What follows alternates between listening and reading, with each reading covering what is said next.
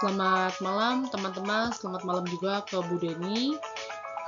Perkenalkan, nama saya Yuni Sutrisna, saya berasal dari Universitas Dian Nusantara. Nomor NIM saya 211212110. Saya mengambil jurusan broadcasting pada program studi ilmu komunikasi. Dan pada video kali ini saya akan membahas mengenai pendapat terkait tentang manfaat materi tayangan berita di iNews sehubungan dengan strategi konvergensi media. Konvergensi media ada 5 poin penting di sini. Yang pertama itu adalah pengertian konvergensi media. Yang kedua itu adalah dampak konvergensi media. Ketiga, 5 tahap konvergensi media. Keempat, strategi konvergensi. Kelima itu adalah pendapat terkait materi pada tayangan. Yang pertama itu adalah pengertian konvergensi media. Konvergensi media. Konvergensi media itu adalah integrasi media lewat digitalisasi yang dilakukan oleh industri media, di mana konvergensi media dilakukan untuk menghasilkan serta menerbitkan berbagai konten media melalui alat dan infrastruktur teknologi untuk dimanfaatkan oleh audiensi beragam. Misalnya saja perusahaan media Kompas. Awalnya itu Kompas dalam bentuk media cetak seperti koran. Tapi kemudian setelah melakukan konvergensi media, maka manajemen Kompas meluncurkan portal berita online.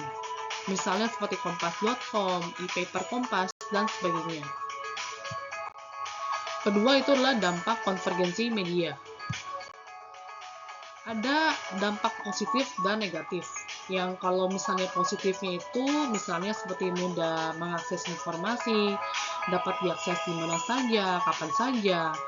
Dan sedangkan dampak negatifnya itu misalnya seperti banyaknya informasi yang hoax palsu, bisa menyebabkan terjadinya cyberbullying, bisa menyebabkan penipuan online, bisa menyebabkan orang kecanduan dalam penggunaannya.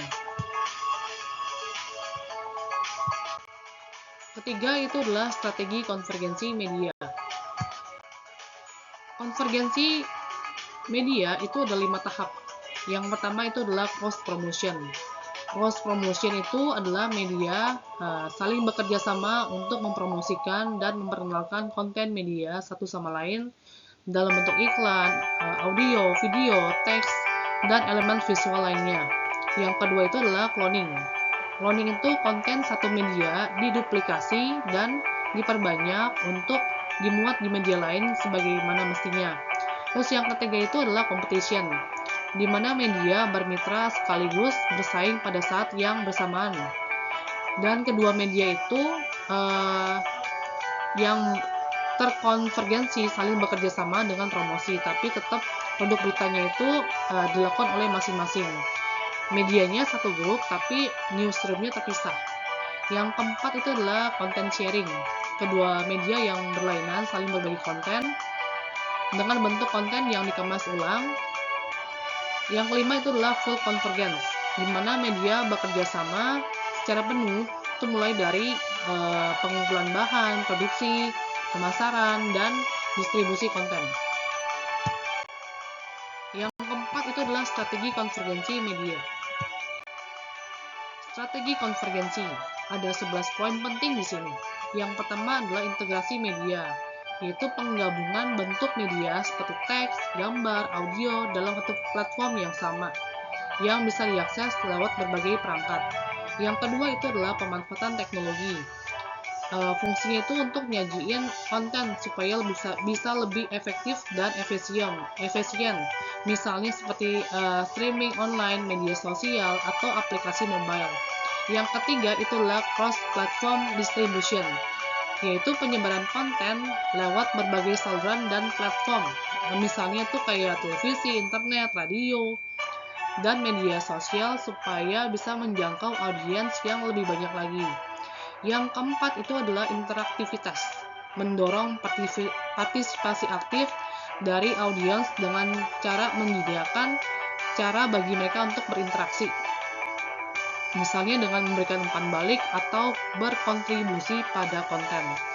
Yang kelima, itu adalah personalisasi konten.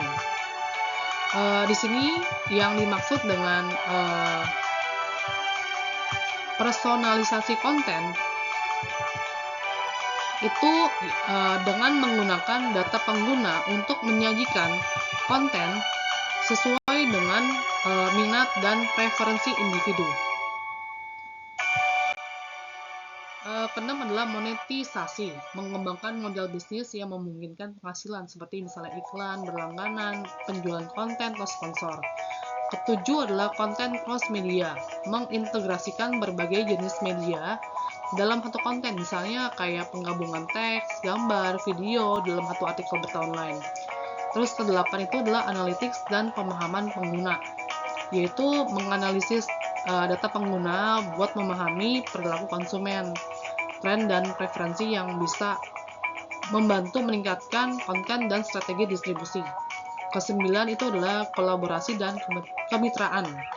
Misalnya itu bekerja sama dengan pihak lain, seperti misalnya kerjasama dengan perusahaan media lain, influencer, terus organisasi terkait untuk mencapai tujuan bersama.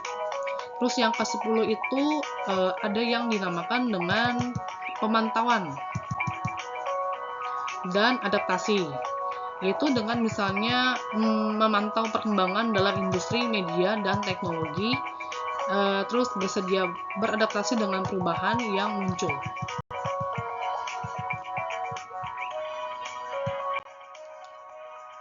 Strategi konvergensi yang terakhir itu adalah kualitas konten. Nah, di sini caranya misalnya dengan cara memastikan bahwa konten yang disajikan tetap berkualitas tinggi dan memenuhi syarat etika dan integrasi dalam jurnalisme dan produksi konten. Yang terakhir itu, kalau menurut saya itu, menurut pendapat saya terkait manfaat materi tayangan berita di iNews, ya, dengan tayangan video, yang ada di Kulon, itu kan tayangan berita di iNews.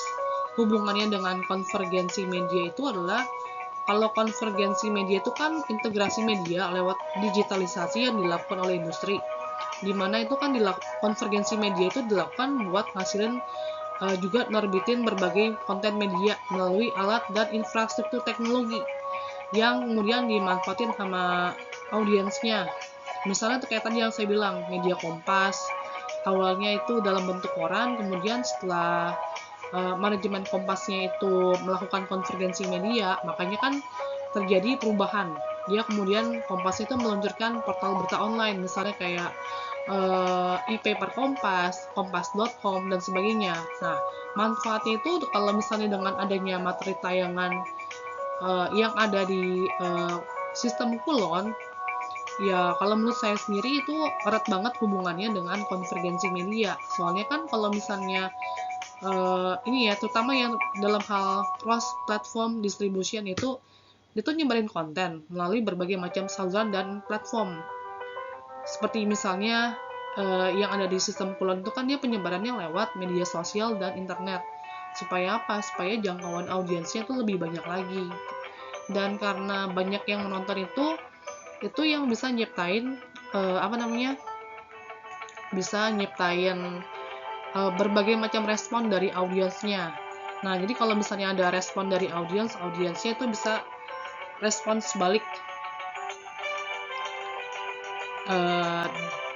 Jadi secara nggak langsung itu mendorong publik atau user atau pengguna itu supaya berpartisipasi secara aktif melalui tayangan pada konten, memberikan umpan balik, berkontribusi pada konten melalui tayangan di berbagai saluran dan platform.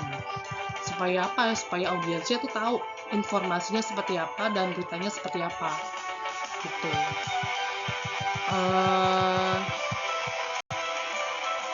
Kesimpulannya seperti itu.